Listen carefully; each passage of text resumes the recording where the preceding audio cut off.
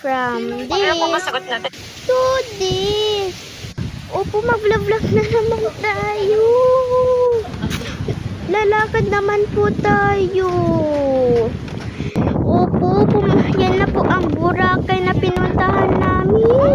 Yan naman po ang ate kong pinipost. Joke lang po ate. Yan naman po ang mga pagkain ko at niyakap na ako.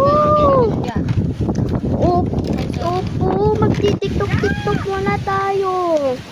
Babalik na nga tayo sa ating part 2. Malapit-lapit na po tayo. Nakalak pala ang pinto. Tapos nagkatok na ako kanina. Sorry po kung hindi ko po na-explode yung nabuksan kong pinto, pero nahaniga na po ako. Sobrang boring ko na po, kaya po nagkain na po ko. Gutom na ako. At so yan, kagat na tayo. Sobrang sarap talaga.